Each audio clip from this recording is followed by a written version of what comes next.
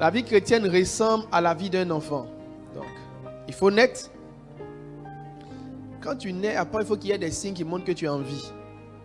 Donc, il y a les signes de la vie. Donc, certains disent qu'eux, ils sont nés en Christ. Vous savez, quand tu vas à l'hôpital, on dit que tu es né, l'une des choses que les médecins font, ils essaient de voir si vraiment le bébé est en bonne santé. Donc, on doit te voir pleurer, faire des choses. Si tu ne fais pas ça, le médecin déduit que il est probable que tu sois malade. Donc, c'est ce que j'appelle les signes de la vie. En droit, on appelle ça viable. Il faut que tu sois viable. Donc, quand tu nais, il y a des signes qui montrent que tu es vraiment viable, tu es vraiment vivant. Donc, il y a des gens qui sont nés en Christ, mais n'ont pas les signes de la vie. Donc, quand tu nais, tu pleures un peu. Toi, tu es né, tu ne pleures pas. Tu es né, les choses que les gens qui sont nés font, toi, tu ne fais pas. Tu es né, mais tu te comportes comme un bébé mort. Les autres bébés qui sont nés ont pleuré. Toi, tu es un bébé, tu es né, mais depuis là, tu ne pleures pas. Quand on est en Christ, il y a des choses qui vont avec. J'en ai déjà parlé, je reviendrai là-dessus encore. Quand on est en Christ, il y a des signes. Numéro 1, par exemple, c'est le péché. Il faut arrêter le péché. On ne naît pas de nouveau avec l'amour du péché. Zaché dit, si j'ai volé l'argent à quelqu'un, je vais lui rendre. Jésus dit, le salut est rentré dans la vie de ce monsieur. Pourquoi? Parce qu'avant, c'était un voleur, maintenant, il ne vole plus. Donc, on sait que tu es né de nouveau quand tu arrêtes les anciennes choses que tu faisais. Donc, dis au voisin qui est à côté, est-ce que tu as arrêté les anciennes choses que tu faisais? Hein? Il dit quoi? Il y a bien des choses qui s'alignent, qui suivent. Donc, même si tu es pasteur et que après tu es en train de chercher femme, il faut comprendre que le salut se perd. L'apôtre Paul dit en Philippiens, il dit travaillez à votre salut. On ne travaille pas à une chose qui est acquise. Si c'était définitif, on n'allait jamais te dire travailler à ton salut. Philippiens chapitre 1, chapitre 2, il dit travaillez à votre salut. Il dit je traite durement mon corps afin de ne pas être rejeté après. Donc si tu penses que c'est parce que tu prêches, les gens tombent, que tu peux mal vivre, le temps que tu ouvres tes yeux, tu es à l'enfer. Vous serez étonné qu'il y aura à l'enfer des gens qui ont tenu le micro dans des églises. Donc, ne prenez pas ces choses pour acquises. Est-ce que quelqu'un comprend ce que je suis en train de dire? C'est des éléments qui te permettent de veiller à ta croissance personnelle. Si à un moment donné, tu commences à jouer avec certaines choses que tu ne faisais plus, il faut te remettre en cause et te remettre dans le chemin. Donc, c'est en ce moment que le chrétien comprend que tu peux accepter Christ, être enflammé, puis commencer à tomber un peu. Il dit en Apocalypse, chapitre 2, le verset 5, il dit, souviens-toi d'où tu es tombé. La plupart des chrétiens sont à leur... En tout cas, tu n'es pas à ta première conversion. Demande à un voisin, tu as ta quelle conversion? Il dit là la quelle conversion? 4e conversion. Qui est à sa première... C'est-à-dire qu'il a accepté Christ depuis le dedans. Il n'est pas reparti pour revenir. Qui est à sa première conversion?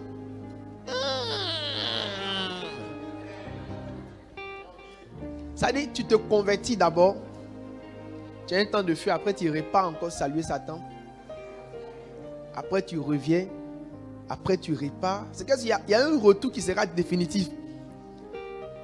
Qui a sa 2e conversion? Ça veut dire il a fait un aller-retour, aller-retour. Qui a sa 3e? Il y a eu un temps, tu as le feu. Après le feu est parti. Après tu es revenu. Après le feu est parti. Qui a sa 4e conversion? 5e conversion. En fait, toi, tu ne sais même plus à quelle conversion tu es. Il dit en Apocalypse 5, souviens-toi d'où tu es tombé. Ça veut dire que dans la marche des enfants de Dieu, il y a une étape où on tombe. Ce n'est pas obligatoire, mais ça peut arriver. Il dit, répands-toi et pratique à nouveau tes premières œuvres. Donc, il faut comprendre que l'une des choses qui est inhérente à la vie des enfants de Dieu, c'est la difficulté de tenir longtemps. Donc, quand un enfant naît, il doit prouver qu'il est viable. Donc, il doit produire des signes. Une fois qu'il prouve qu'il est viable, l'autre étape, c'est qu'il doit apprendre à marcher. Dans apprendre à marcher, on tombe un peu. C'est aussi l'occasion pour moi de dire à tous ceux qui traînent encore des faiblesses, ne vous cachez pas de Dieu. Exposez-vous pour que Dieu vous guérisse. L'église, ce n'est pas un tribunal. L'église, c'est un hôpital. Moi, je crois dans les hommes. J'ai vu des dangereux, des chercheurs de femmes. J'ai vu des gens forts dans l'esprit qui sont tombés très bas, mais qui sont revenus encore très haut. Donc, peu importe là où tu te trouves, tu peux prendre un départ solide, pourvu que tu acceptes d'être sincère et de dire à Dieu, je veux renoncer et prendre le chemin avec toi. Est-ce que quelqu'un est avec moi ce matin? C'est ça l'année des solides fondements. Les gens ne guérissent pas parce qu'ils ne veulent pas faire face à leur faiblesse. Prier en langue, ça ne veut rien dire. Sauter dans l'église, ça ne veut rien dire. L'une des choses qui est importante, c'est que quand tu regardes Dieu, ton âme est en paix. Tu peux adorer sans que ta conscience ne te parle. Tu sais, être faux, ça te fait plus mal à toi qu'à quiconque. Parce que chaque fois que tu vas te présenter à Dieu, quand tu vas commencer à lui parler, Satan va te dire, oh, nous deux, on est ensemble. Il n'y a rien de plus agréable que la paix de l'esprit. Où tu es devant Dieu et ton âme est en paix. Dieu t'aime et tu l'aimes. Yeah. J'ai lu Exode nombre 12 toute cette semaine où le Seigneur parlait de Moïse. Il dit, il n'y a personne qui est comme mon serviteur Moïse qui n'aimerait pas que Dieu parle de lui. Il dit, as-tu remarqué mon serviteur Job? C'est un homme intègre, droit, craignant Dieu, se détournant du mal. Je prie que ce soit de telles choses qu'on dise de toi. Est-ce que je peux te partager un secret? Est-ce que je peux te partager un secret? Tu sais, tout ce que tu gardes, c'est ce à quoi tu t'attaches. Si tu t'attaches à la droiture, tu seras droit jusqu'à la fin de ta vie. On n'est pas droit par hasard. On n'est pas sage par hasard. On n'est pas humble par hasard. Tout ce qu'on fait, c'est ce à quoi notre cœur s'est attaché. Alors dis à ton voisin, je m'engage à m'attacher à la droiture. Dis-lui bien, dis voisin, je m'engage à m'attacher à la droiture. Bientôt tu seras comme Job. Le Seigneur dira de toi, as-tu vu mon serviteur? As-tu remarqué ma servante? Elle est intègre, elle est droite dans ses voies.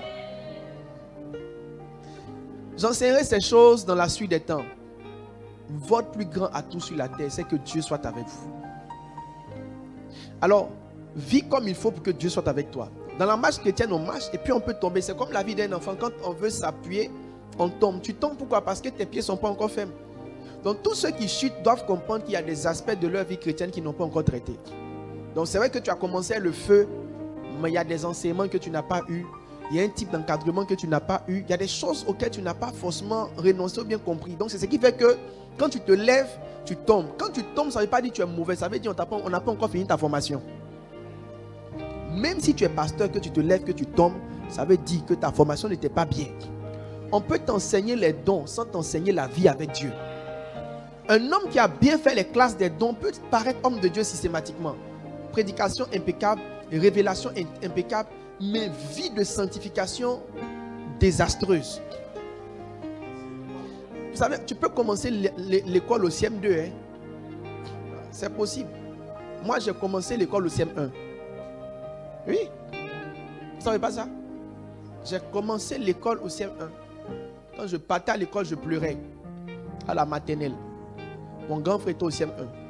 La directrice a décidé qu'on m'enlève de la maternelle, qu'on me mette au CM1 à côté de mon grand frère. Après avoir fait une semaine au CM1, on m'a renvoyé de la maternelle. Amen. Alors, quand l'enfant sent qu'il trébuche et que ses pieds ne sont pas fermes, l'une des choses qu'il doit comprendre à un certain moment, c'est que tout enfant qui veut marcher s'appuie soit sur des sièges, sur une poussette. En fait, il doit trouver quelque chose sur quoi se tenir pour devenir plus ferme. Ce qui te permet de tenir en tant qu'enfant de Dieu et ne pas tomber, c'est la prière. L'apôtre Paul a dit prier sans cesse. Prier sans cesse. 1 Thessaloniciens, le chapitre 5, le verset 17. Il dit prier sans cesse.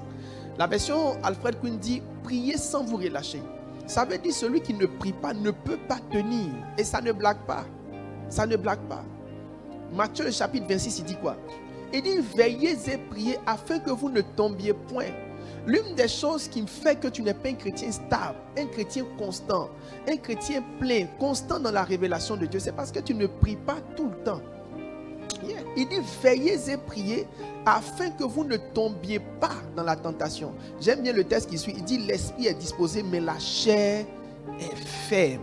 Donc tu es établi naturellement pour tomber à certains moments parce que ta chair est déjà faible, mais c'est la prière qui fortifie ton esprit.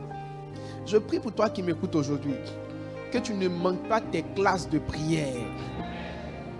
Je dis, je prie pour toi qui m'écoutes aujourd'hui dans le nom de Jésus, que tu ne manques pas tes classes de prière. Je prie pour toi qui m'écoutes ce matin, que tu ne manques pas les classes de la prière.